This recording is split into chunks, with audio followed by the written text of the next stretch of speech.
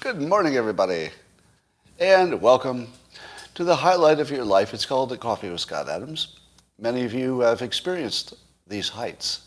But for those of you who have not climbed the mountain of the simultaneous sip, well, this will be new and awesome experience for you. And all you need is a cup or mug or a glass, a tank, or chalice, a stein, a canteen, jug, a flask, a vessel of any kind. Fill it with your favorite liquid. And join me now for the unparalleled pleasure, the dopamine hit of the day. The thing that makes everything better. It's called the simultaneous sip, yeah. And it's an unparalleled pleasure, really. Dopamine hit of the day, here it comes. Go. Yeah.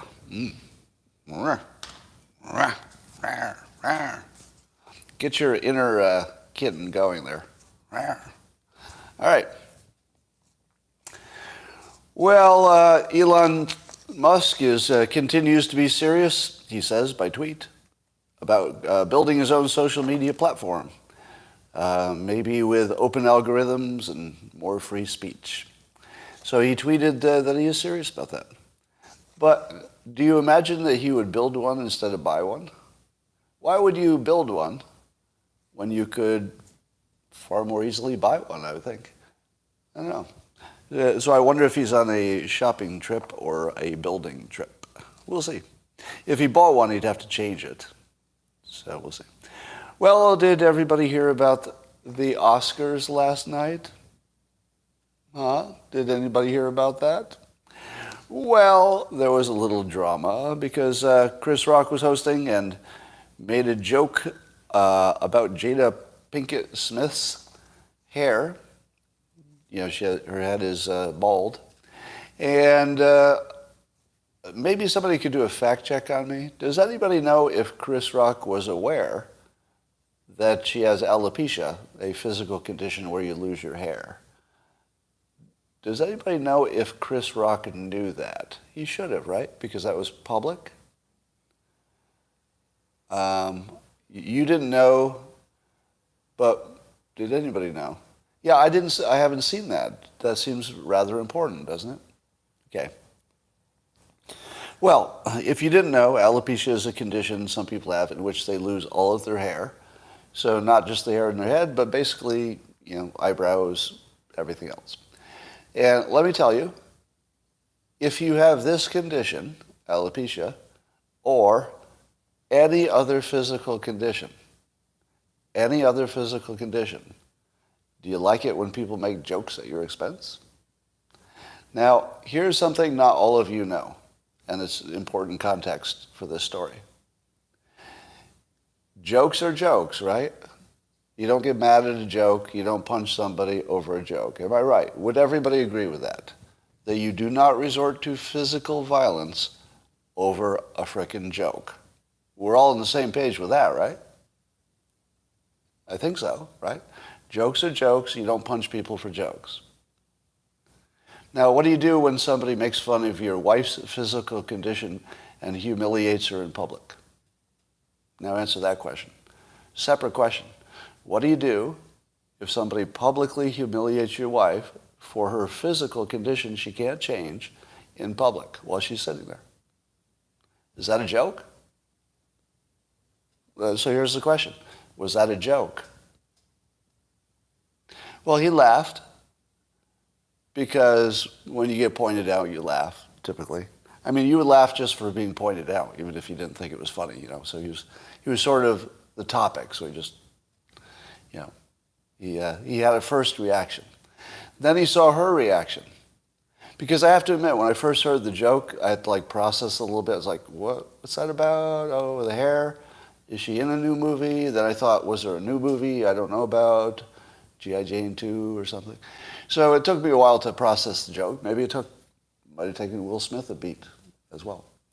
Now, here's something that a professional humorist knows. Something I know. Somebody told me I didn't understand jokes today on Twitter. I calculated that I have written something in the neighborhood of 12,000 professional jokes, meaning I got paid for it. 12,000. I know what a joke is. I kind of do it for a living. Really. Now, here's a rule for humor. Did you know that all humorists get canceled if they make fun of somebody's health condition that they can't change? Did you know that? You can still get away with, and I'm not sure you should, but you can still get away with mocking people for things that maybe they could change, such as weight. I'm not so sure people can change weight. That's a question about free will and addiction and all kinds of things. So that's a sort of a philosophical question. But that's the only gray area. Let me tell you what's not a gray area. Mocking somebody for a physical condition they can't change. How many people here, and I'm actually genuinely curious, so I'm not playing you. This is genuinely curious. How many of you think that a joke about somebody's physical health that they can't change should be, let's say, socially allowable under the condition that it's just a joke? How many of you would be okay with that as just a joke? Physical condition. Some of you would be. Yeah, under the guise of free speech. Now, well, hold on. Yeah. Now, I suppose it also depends. Okay. Now, is making fun of somebody's physical condition when they're in the room the same as making fun of it when they're not in the room? Not really. It's not really the same. I mean, they're the same in some ways. All right, so I see there's great disagreement here.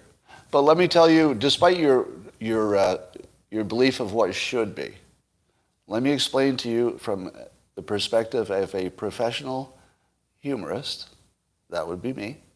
Let me tell you what the rule is. If you make fun of somebody's physical condition that they can't change, there's going to be some severe pushback. Did everybody know that? How many of you knew that every time, no exception, if you publicly make fun of any group's or person's physical condition that they can't change, there will be severe pushback every time? How many knew that? Every time. There's no exception to that. Now, how do professional humorists learn not to make the mistake that Chris Rock made? Now, he might not have known it was a physical condition, so that's a separate question. Every humorist knows that. Everybody who's worked for a while knows you just don't do that. And if you do, you're going to pay for it, and you're not going to be happy about it. There's nobody who thinks the joke is worth it. If you do it for a living, that kind of joke, never worth it, no matter how funny it is. Now, the other thing that Chris Rock got wrong, and he really got this wrong, and this is a hard rule of humor. The funnier the joke, the more you can get away with. Would you agree? The funnier the joke, the less people are going to be offended, because then they really see the joke part.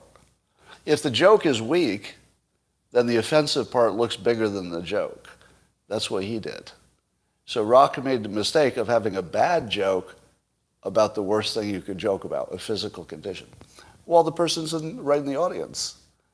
It's pretty bad. Now, how many of you would recognize the following quote? Right? This is something that somebody said. See if you can identify who said it. The quote is, oh, there's a reason you're just not supposed to do it. Oh, there's a reason you're just not supposed to do it. Who said that?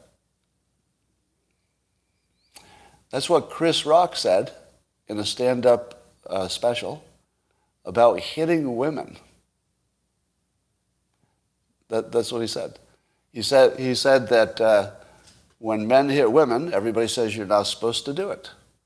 And then Chris Rock jokes, oh, there's a reason you're just not supposed to do it. They say there's no reason to do it. So keep in mind that Chris Rock has a little history about thinking that there might be some places that somebody deserves to get hit. I mean, he said that in public. There are situations in which you deserve to be hit, but you shouldn't be. So he's not in favor of violence, let me be clear. He just thinks there might be a situation where maybe you should be. I think this question was really like a Rorschach, somebody on Twitter said this, a Rorschach test about the viewer. You know, the whole Will Smith thing, is really about you, isn't it? It's almost not even about them. It's about how you processed it. And I'll tell you how I processed it, but I'm not going to try to impose my opinion of this event on you. Would we all agree there's no reason to impose my opinion about this on you? But I'll tell you what it is. I have a public opinion and a private opinion. My public opinion is this. This is no call for violence. There's no excuse for violence in this situation. Everybody good? Everybody good? That's my public opinion. Publicly, violence is disavowed. I think you're all comfortable with that. Now let me give you my private opinion.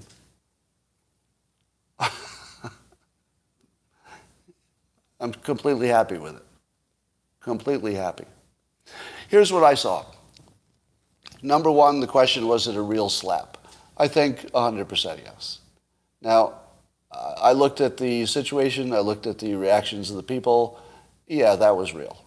So if you think it wasn't real, you're in a whole different world than I am. I suppose anything could be fake, but I don't see it. That looked as real as anything could look. Number two, it was a slap, not a punch. Can I explain things to maybe the female viewers here? Something that the men can understand a little bit better. If you punch a man, you're trying to hurt him. Am I right? If you punch a man in the face, you're trying to hurt him. If you slap a man in the face, especially in front of other people, you're trying to humiliate him. Am I right? That, if you could read Smith's intention, he wasn't trying to hurt him, he was trying to humiliate him. Now, is it fair to humiliate somebody in response to someone humiliating your wife, not only in public, in front of the world, but in front of all of her peers? If you said no, I would respect your opinion. But if you said yes, I would also respect your opinion. Can I do that? Can I respect both opinions? I think I can. Because, they both are based on reason. To say there should never be a good reason for violence, that's a good philosophical stand. But what did you and your spouse say about it in private? I'll bet your spouse said something like, good. And I bet a lot of you said in private, yeah, good. Didn't you? Now, if you process this as a punch, then I think it would be reasonable to have a different opinion. If you processed it as him giving humiliation for humiliation, and you understand that Rock crossed the line for humor, right? There is a well-defined social box for humor. And Chris Rock went outside it. Now, I don't object to people going outside the box. That's not the problem. Because humorists go outside the box, they test things, they get slapped, they go back, right? So you should have some kind of creative tension at the corners. That's okay. But the only way the whole system works is if Will Smith slaps Chris Rock in public. Let me tell you something that Jordan Peterson said a while ago, and I hope I'm getting this right. Can somebody do me a fact check on this? Because I'm not 100% right that I'm going to represent his opinion. Because when you represent the opinions of people who are smarter than you are, it's pretty hard because they usually have a little nuance that you're not catching on to. But I believe that Jordan Peterson has said something roughly like this, that the implied violence of men, implied violence, the risk of it, is the only thing or important element of keeping civilization together. You couldn't have a civilization without the continuous, ever-present risk of male violence. And it's one of those things that you don't think about too much. But when he says it, you go, there isn't anything that would work without the ever-present, continuous threat of male violence. Here's a little parlor trick for you. Next time you're in a car, and let's say you're not driving, and somebody tailgates you, pulls right up to your bumper. And it's not really a situation where that's called for. In some situations you can see why people be in a hurry or whatever. But it's not called for. It's just pure tailgating. Now ask yourself, what is the likelihood that the tailgater is male or female? Answer the question so that's all you know. Somebody's tailgating you. There doesn't seem to be a reason. Is the driver male or female? Interesting, you have different opinions. The answer is female, at least around here. And maybe it differs by area. But where I am, tailgaters are mostly female. Do you know why? Do you know why? Because if a man tailgates me, I'm going to fuck him up. Maybe. You don't know. There's an implied risk of male violence. Have I ever done anything a little bit violent because somebody tailgated me? Yes. Yes, I have. I have resorted to violence, the threat of violence, when somebody tailgated me. More than once, actually. Several times. I'll tell you how I do it. If somebody tailgates me and they go a little bit too far, I pull over immediately. And as soon as they go by, I pull back in, and I pull right up to their bumper. And I stay there until they get off the road. I have literally driven people off the road for tailgating me. Several times, actually. Now, it's not actual violence, it's the threat of violence. And let me tell you, if a woman tailgates you, and you get off the road and tailgate her in return, she doesn't like it at all. I'm not going to follow them home, but they get off the road. Do they learn their lesson? I don't know. Somebody says it's not wise. You're right. You're right. Is it smart? Absolutely not. Do I recommend doing what I did? Absolutely not. It's maybe one of the dumbest things you could ever do. But it's also what keeps the civilization together. The implied violence of men is the only reason anybody does anything they're supposed to do. It's the only reason. Otherwise, everybody would just do what they could get away with, period. Right? The reason that a woman is safe walking anywhere is because men will go kill you if you fuck with her. You don't know who, but a man will show up. It's going to happen, right? So here's my take on Will Smith. Will Smith kept the system running.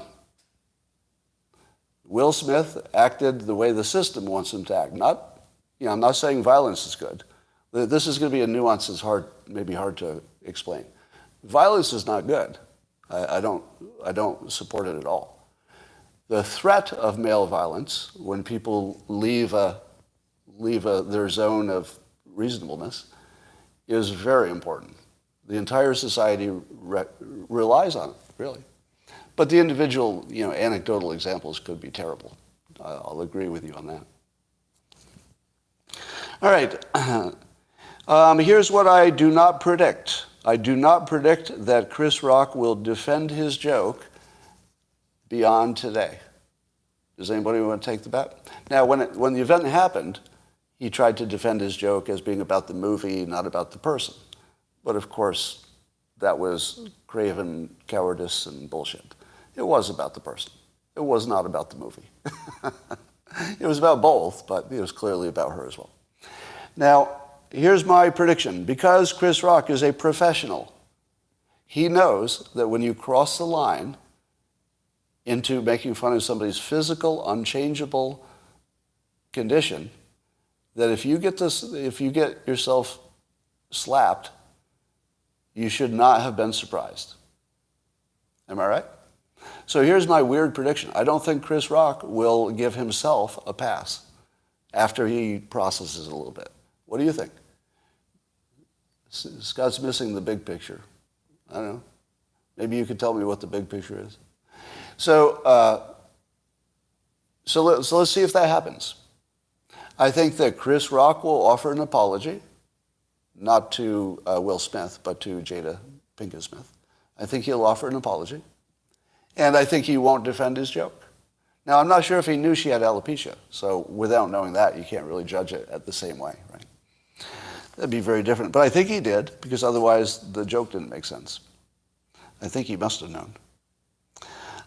Here's my take on Will Smith. No matter what people said about condemning him or not, we are also biological creatures. And if you listen to what people say and you ignore their biological reality, you'll be very surprised. For example, how many women will say, my God, that Will Smith is an animal and he should be condemned? At the same time, being turned on by him. Let's be honest. How many women were turned on by seeing this man literally slap the shit out of somebody for insulting his wife in public? Yeah, you know you heard this at home, didn't you? Didn't you? I'll bet at home when nobody's listening, your wife said, you know, he just got a little bit sexier to me. I'm sorry, because we have two things running. We have our biological selves, which kind of liked it. Your biological self liked it. Your social self, the constructed you, had to say, no, violence, no violence. Law, cannot have violence. But it wasn't violence. It wasn't. By the way, can the men back me up on this? If the women think that was violence, let me ask just the men. Men only, was that violence, a slap? I didn't see it as violence. No, it was humiliation. That's what it was. It was a bigger guy humiliating a smaller guy. Was it fair for Will Smith, a bigger guy, to humiliate a smaller guy in that situation? Sure. Yep. Because he was paying him back in kind. He gave back what he got. A little bit of humiliation in public. I was actually completely happy with it.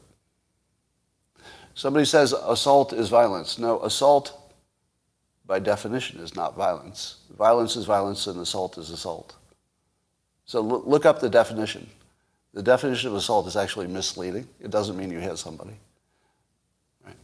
So you can assault somebody without actually harming them in any way. Assault is about the intention, I guess. And that's not the right way to say it. Yeah, battery is when you hurt them. Assault is when you're, getting ready to, I guess. I'm not sure of the best definition. All right, I don't think it matters that Will Smith first laughed at it, somebody's saying, because I think that was like a not knowing what to do reflex or something. Maybe he saw his wife's reaction. Will Smith is being called a cuck today because they have an open relationship, and I don't really understand that. They have an open relationship publicly. How does that make him a cuck? Doesn't that make it just an open relationship? Am I wrong? I don't know. So my take is that Will Smith had a good night. He not only won an Oscar, he bitch slapped the guy for humiliating his wife, which is a good look. And of course he'll have to be torn and what do you call it? He'll have to be dragged today. It wasn't open. You don't know anything about the personal life of celebrities. So somebody's arguing with me about the exact timeline and of who did what and was it an open relationship. You don't know anything about their relationship. You know nothing about it. So any assumption you have about what their dynamic was is just dumb. If there's anything you know, it's all our news is fake, and celebrity news is the fakest of the fake, right? So you shouldn't make any assumption about that. All right. Then Chris Rock made fun of somebody's physical condition. He made a bad joke. His bad joke is the one that will get more attention than any good joke he's ever made. And then he got bitch slapped on national TV. I think Chris Rock had a worse night than Will Smith. Agree or disagree? In my opinion, Chris Rock had the worst night compared to... Agree? I figure I get lots of disagreement. Yeah, agreement, disagreement. People are all over the board. Yeah, and I'm going to second a statement here. Alopecia is not funny. Do you get that? It seems funny to you. Somebody lost their hair. And I'm not talking about, my normal male pattern baldness, which is not a big deal. But if Do you think that any woman, let me ask this, do you think any woman is sort of, oh, it's just alopecia, it's no big deal? I have to think, man or woman, really. I mean, gender doesn't matter as much. But what is that? Chris got publicly schooled, yes. Somebody says she doesn't have it. Well, she said she did. All right, enough about that. Best tweet on this was from Machiavelli's Underbelly. He said, the reason I knew the whole Will Smith Oscar slap was not a planned liberal hoax, and I haven't even seen it, is that it didn't make Republicans look bad, it didn't make Zelensky look like a hero, and it didn't further the racial divide in America. Oh, well, I guess that tells you it was real. All right. There's a candidate in Virginia, I think, whose name is, I didn't write it down. I'm not sure it matters. But he's got a message that says, we cannot lose this generation to the mind control poison that has permeated our schools. Now he's talking about, I don't know, critical race theory and overwokeness, I guess. But I was drawn to his framing. He's calling it mind control poison. That's pretty good, isn't it? It's pretty good. In terms of persuasion, mind control poison sounds way better than we don't believe that the theory of critical race theory should be, here's not, Marxist theories is just useless as a attack. If you say to the left, oh, stop teaching your Marxist stuff, 99.9% will say, I'm not even sure what that means. So calling somebody a Marxist, I don't think has any impact. I've never seen that make any dent at all. But if you say that the school is engaged in mind control poison, then you've got a conversation. Yeah, mind control poison. That's pretty good. Because it's visual in a way, because you imagine somebody taking poison and So this is one of those verbal things that creates a visual and therefore is good persuasion. All right. Rasmussen asked this question. I'm summarizing the question, but they asked if people agreed with the Biden administration. Did they agree that the Biden administration is making a colossal mistake in thinking that it can protract the war in Ukraine, bleed Russia dry, topple Putin, and signal to China to keep its hands off to Taiwan? So in other words, does it look like Biden is doing the right thing by doing what will extend the war as opposed to, maybe making Zelensky give up easily? And 50% of the people agreed that that Biden is making a colossal mistake in dragging out the war. 35% disagreed. So they think 35% think it's a good idea to do what he's doing.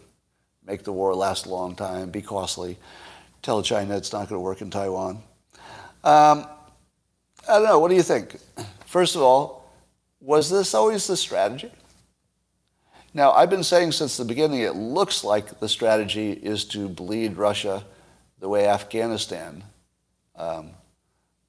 bled the Soviet Union.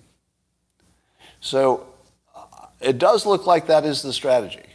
Now, you can't tell, because I'm not sure that the government needs to tell you their strategy when it comes to do with security.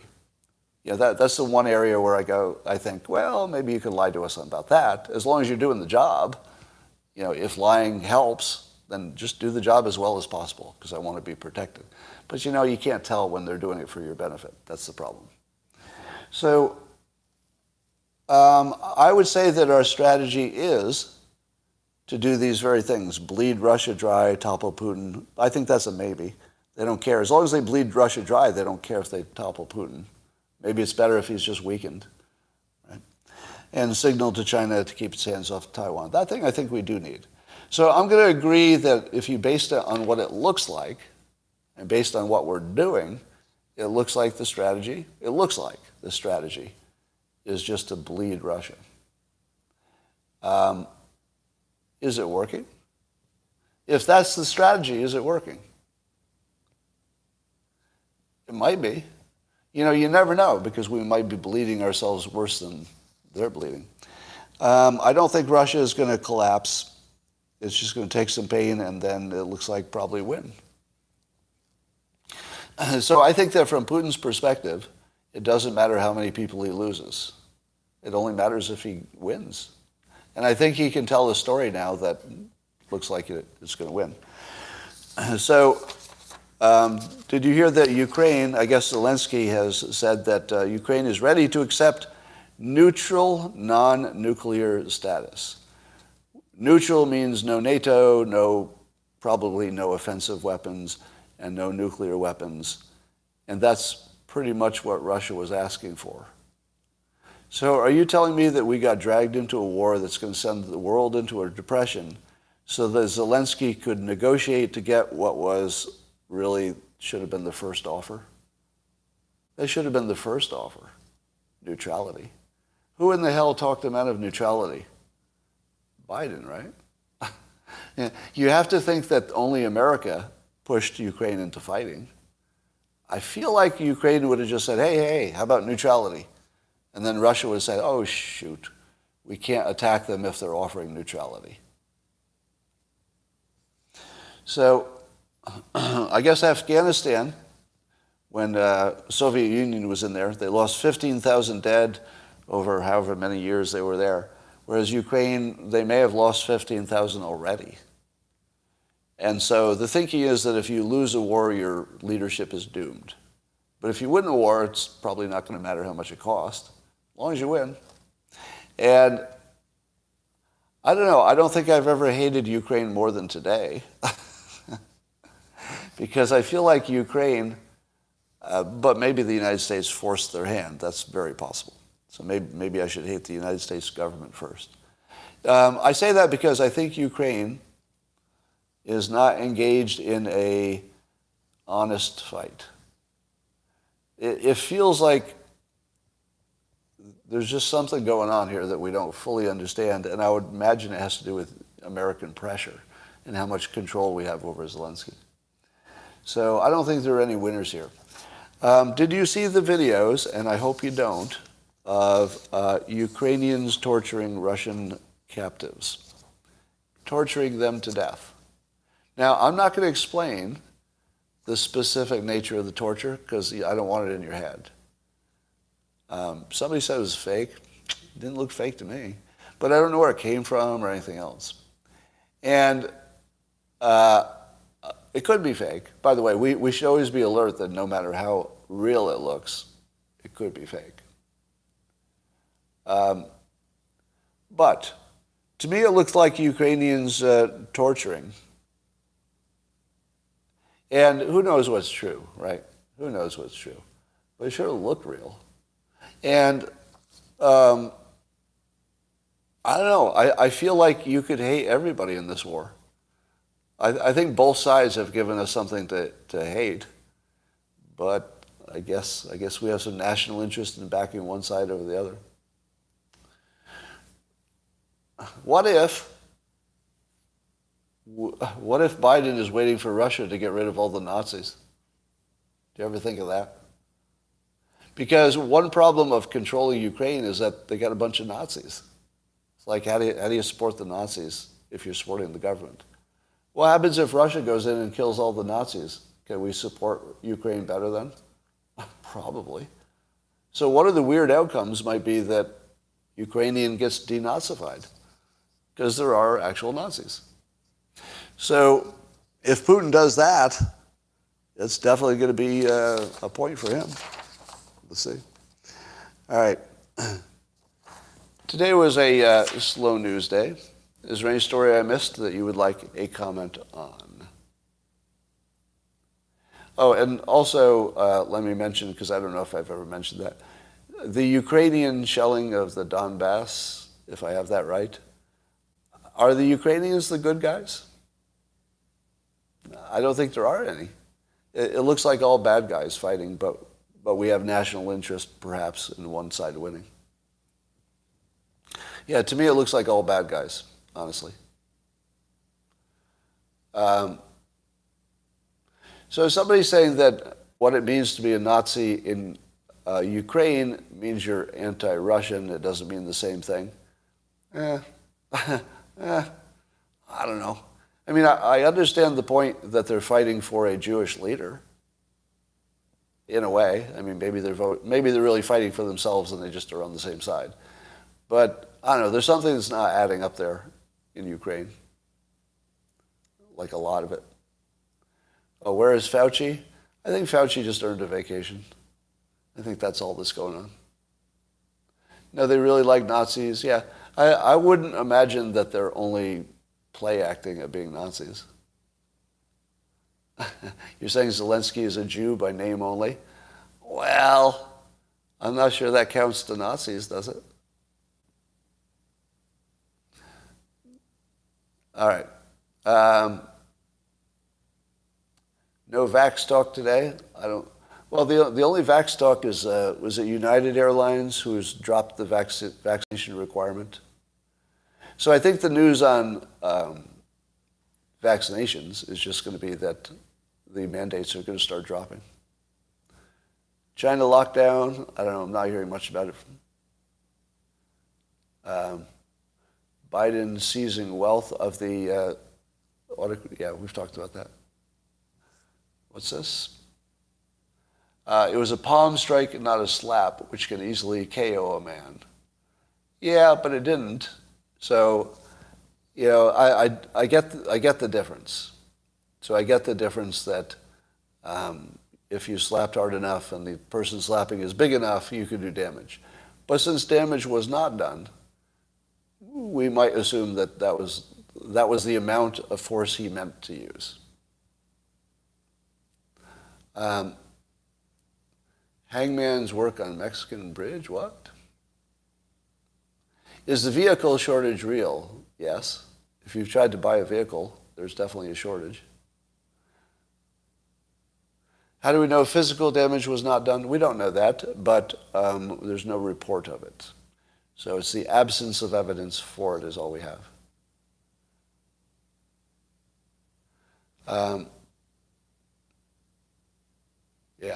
Yeah, the vehicle shortage is very real. Wouldn't have slapped Dwayne Johnson. Yeah. If the Smiths had walked down, it would have been. Well, remember, he was up for an Academy Award. I guess that would have been more impactful. But I think you need to go up and get your award. Somebody's dealership is overflowing, they say. Rock's jaw looked askew. Well, he kept talking, so it couldn't have been that better. Look up Gervais reaction, Ricky Gervais. What did Ricky Gervais say? I'm sure it was funny. I will look up that. When are you starting your stories? Well, I'll do that for my evening broadcast. Turns out I have a lot of stories. Boy, do I have a lot of stories. You should hear the stories I can't tell you. If you think the stories I tell you are good, just imagine the stuff I don't tell you. Coffee. Oh, okay, that's funny. Coughy. Okay, that's good. That's good. Coffee.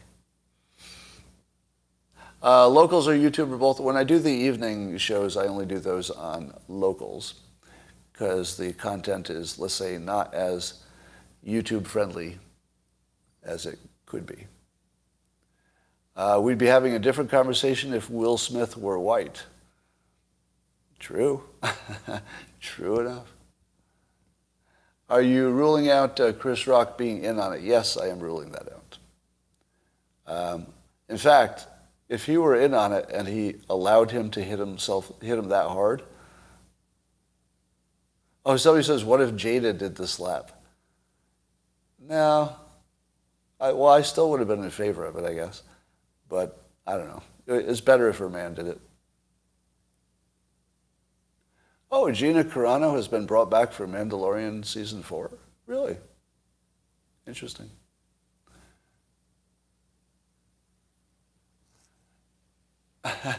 Mike Tyson said, social media made you all way too comfortable with disrespecting people and not getting punched in the face for it. Oh, there we go. So that's Mike Tyson basically agreeing with Jordan Peterson. Did you ever think you'd see that in one day? I mean, why not? I mean, there's no reason you wouldn't. But the Mike Tyson version of it is like the, let's say, the street version of what Jordan Peterson is saying. The implied risk of male violence is the only thing holding society together.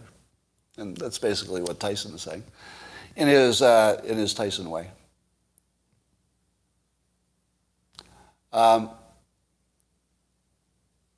Does Robin Givens have a statement to make? What?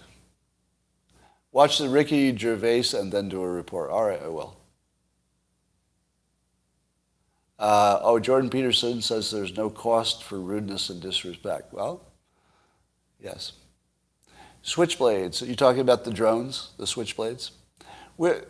How many of you, let me ask you this question. How many of you think that the Ukrainians are using some, maybe not widespread, but some technology that we're not hearing reported about and that is working? Probably some, even if it's just communication or something. Yeah, it seems likely. We'll find out about that. All right. A switchblade is like a hand grenade that you can throw for miles. What does the cartoonist think about Tesla stock? Well, here's what I think. I own Tesla stock, first of all, so full disclosure, I own Tesla stock. And I bought it when I heard the following. I heard this from Adam Scrabble. That Tesla is an energy play, not a car play. And when I heard that, I was like, oh, shoot, it is. It's an energy play. And it's probably the energy source, especially the battery part. I think the battery part and then the solar part will be gigantic. So to me, it's not about how many cars they sold. It's about whether he's created an environment which makes the battery business make sense. And it does.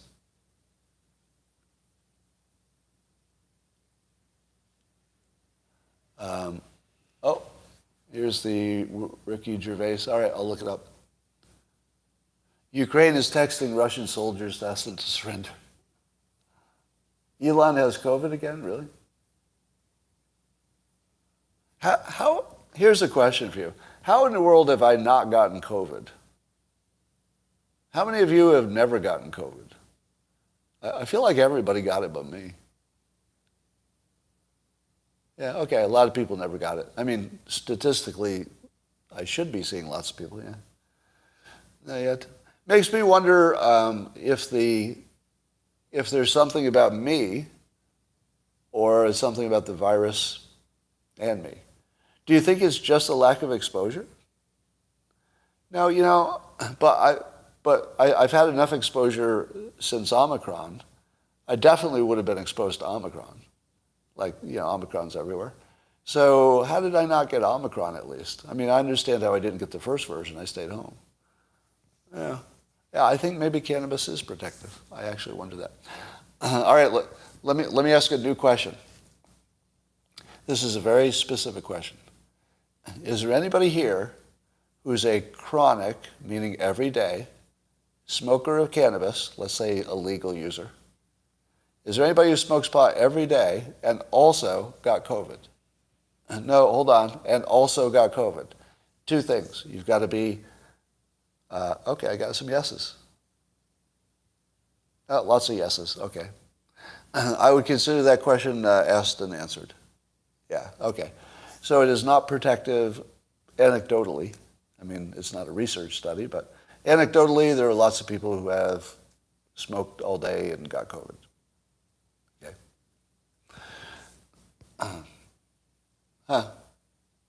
You're a bit of a recluse? Well, I'm more of a recluse than most, but certainly every person I deal with has been exposed to it somehow. All right, that is all. Do you know? I haven't had my antibodies tested, so that's a good point. I might have had it and don't know about it. That is totally possible.